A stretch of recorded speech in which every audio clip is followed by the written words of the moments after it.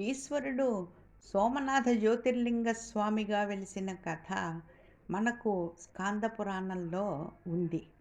ఎలా అంటే బ్రహ్మ మానసపుత్రుడు దక్ష ప్రజాపతి. ఈయనకి అశ్విని నుండి రేవతి వరకు 27 మంది పుత్రికలు ఉన్నారు.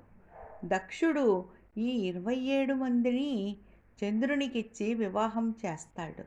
కానీ చంద్రుడు మాత్రం రోహిణి పట్లే అనురాగంతో ఉండి మిగిలిన వారిని నిర్లక్ష్యం చేస్తాడు.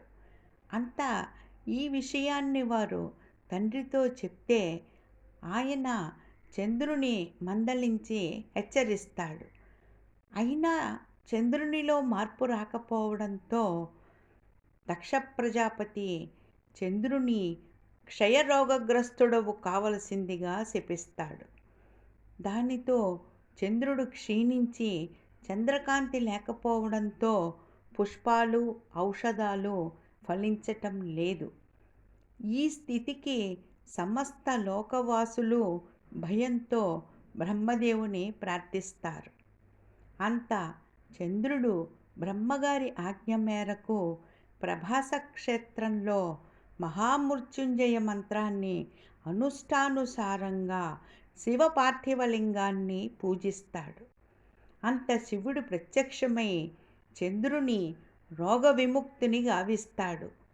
కృష్ణపక్షంలో చంద్రకళలు రోజు రోజుకి తగ్గుతాయని, శుక్లపక్షంలో రోజూ ఒక కళ చొప్పున పెరుగుతుందని చంద్రునికి వరమనుగ్రహిస్తాడు శివుడు.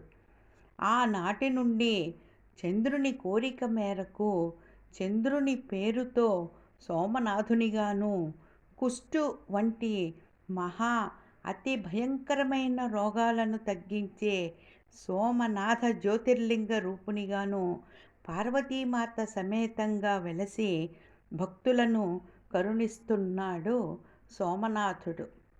ఓం నమః శివాయ. అరుణాచల శివ.